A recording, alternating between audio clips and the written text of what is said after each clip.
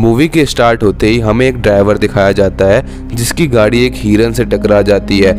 जब वो उसके पास जाके देखता है तो उसे ऐसा लगता है कि ये मर गई है, लेकिन कुछ टाइम बाद हिरन अलग अलग तरीके से उड़ जाती है और उसकी आंखें नॉर्मल हिरन जैसी नहीं लग रही होती बल्कि अलग ही लग रही होती हैं। उसके बाद हम एक आदमी को देखते हैं जो एक बहुत बड़े फर्म का मैनेजर होता है जिसका नाम सीक्वू होता है। कुछ साल पहले इसका डिवोर्स हो जाता है जिससे कि वो अपनी बेटी का सही से ख्याल नहीं रख पाता है। दूसरे दिन उसकी बेटी का बर्थडे होता है। फिर उसकी बेटी उससे बहुत जिद करती है कि उसके पापा उसे अपनी मम्मी से मिलवाने बुसान लेकर जाएं और वो अपनी बेटी की बात मान लेते हैं। फिर दोनों बाप बेटे एक ट्रेन पकड़कर बुसान के लिए चल पड़ते हैं। उस ट्रेन में और भी बहुत सारे लोग होते हैं जिनमें एक वर्किंग क्लास हस्बैंड जिसका नाम संघवा और उसकी पत्नी होती है जिसका नाम संगजियोंज होता है। उनके अलावा एक स्कूल की बास्केटबॉल टीम होती है और जैसे ही ट्रेन का दरवाजा खुलता है तभी वहाँ एक लड़की भागती हुई उस ट्रेन के अंदर घुस जाती है जिसके पैर को देखकर ऐसा लग रहा था कि उसको किसी ने काटा है और देखते ही देखते वो लड़की ज़ॉम्बी के रूप में बदलने लग जाती है।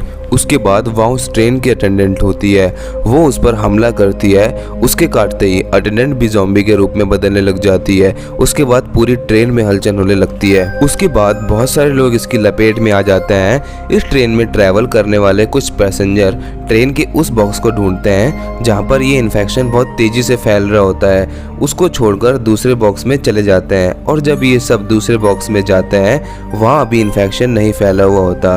फिर ट्रेन में एक न्यूज़ ब्रॉडकास्ट लगी हुई होती है। उसमें यह दिखाया जाता है कि ये ज़ॉम्बी इन्फेक्शन सिर्फ ट्रेन में नहीं बल्कि पूरे शहर में फैल चुका है, जिसे देखकर ये सब वापस ट्रेन की तरफ भागता है। ट्रेन में बैठने की भगदड़ में वो सब अलग अलग डब्बों में बैठ जाते हैं। फिर ये कंडक्टर ट्रेन बुसान की तरफ जाने की सोचता है क्योंकि उसे रिपोर्ट आती है कि इस सिटी के आसपास एक शहर है जिसका नाम बुसान है जहाँ पर अभी ये इन्फेक्शन नहीं फैला है। सीक्वू, संघवा और यंगुक ट्रेन में रास्ते ढूंढते हुए बाकी पैसेंजर से भी मिलते हैं और ये 6 के 6 लोग अगले डब्बे में जाने की कोशिश करते हैं। उनको इस कोशिश में बहुत ऐसे ज़ॉम्बी से निपटकर निकलना पड़ता है। अगले डब्बे में और भी बहुत सारे लोग हैं जो सेफ बैठे हुए होते हैं। अब ये 6 लोग बड़ी मुश्किल से उस डब्बे तक पहुंच जाते हैं। सेल्फिश सीईओ उन 6 जनों को अंदर नहीं आने देता क्योंकि ये सोचता है कि ये 6 जने भी इस इन्फेक्शन का शिकार हैं। वो उन सब पैसेंजर्स को भड़का देता है। फिर वो सभी पैसेंजर उसको अंदर नहीं आने देते। इस लड़ाई के दौरान संघवा और किमजिन ये दोनों उन ज़ॉम्बी के आगे सैक्रिफाइस कर देते हैं ताकि इस दौरान हम चारों को ये मौका मिल सके कि वो दरवाज़ा खोलकर सेफ बॉक्स तक पहुंच सके। अंदर जाने के बाद सीओओ उन चारों लोगों को चैम्बर में आइसोलेट करता है ताकि अगर ये उस इन्फेक्शन का शिकार हो चुके हों तो बाकी लोग इस इन्फेक्शन से बच सके।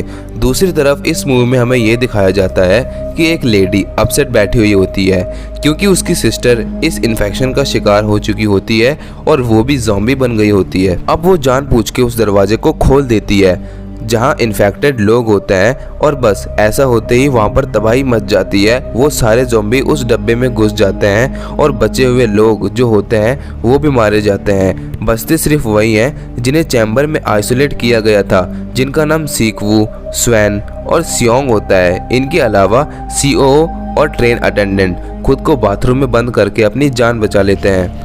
फिर हम ये देखते हैं कि ट्रेन का रास्ता ब्लॉक हो चुका होता है जिसकी वजह ये थी कि इस ट्रेन की पटरियां बंद थी।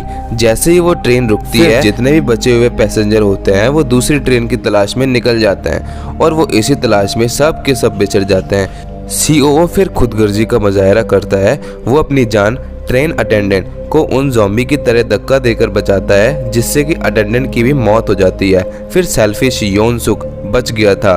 अब यहाँ पर योनसुक वैसे तो बच गया था लेकिन उसे एक ज़ॉम्बी ने काट लिया होता है और फिर वो भी एक ज़ॉम्बी में बदलने लगता है और वो बचे हुए लोगों पर हमला कर देता है। सीक्वू योनसुक से लड़ता है। इसी फाइट में योनसुक उसे काट लेता है। सीक्वू यहाँ पर समझ जाता है कि योनसुक ने उसे काट लिया है। फिर सीक्वू भी ज़ॉम्बी में बदलने वाला होता है। ये सोचकर अपनी बेटी और सियोंग को इंजन वाले रूम में बंद कर देता है और जाने से पहले अपनी बेटी से लाइफ के लास्ट वर्ड कहता है। अब जाहिर है कि सीक्वू को ज़ॉम्बी बन जाना था। जैसे ही वो फुल ज़ॉम्बी बनता है फिर वो ट्रेन से कूद जाता है और यहाँ सीक्वू बिल्कुल इमोशनल हो जाता है। वो मरते हुए भी उन मोमेंट्स को याद करता है जब उसकी बेटी बिल्कुल छोटी सी थी और सीक्वू ने उसे अपने हाथों में उठाया था। अब ट्रेन फाइनली बुसान पहुंच जाती है। अब दो लोग स्वांग और सियोंग वहां पर उतरते हैं और ये दोनों ही थे जो इस ट्रेन में सरवाइव कर गए थे। वो आगे की तरफ जाते हैं जिसकी दूसरी तरफ सोल्जर थे और ये सोल्जर बॉर्डर को ज़ॉम्बी से सेपरेट कर रहे थे और उन दोनों को देखकर ये समझते हैं कि शायद ये भी ज़ॉम्बी हैं और बस उन दोनों पर शूट होने ही वाला होता है। तभी उनको स्वांग की सॉन्ग की आवाज़ आती है जिससे कि ये समझ जाते हैं कि ये ज़ॉम्बी नहीं बल्कि रियल ह्यूमन सर्वाइव हैं। स्वैंग वही सॉन्ग गा रही थी जो वो हमेशा के लिए अपने पापा के लिए गाना चाहती थी, लेकिन आज वो अपने पापा की डेथ के बाद उन्हें याद करते हुए ये गाना गा रही थी।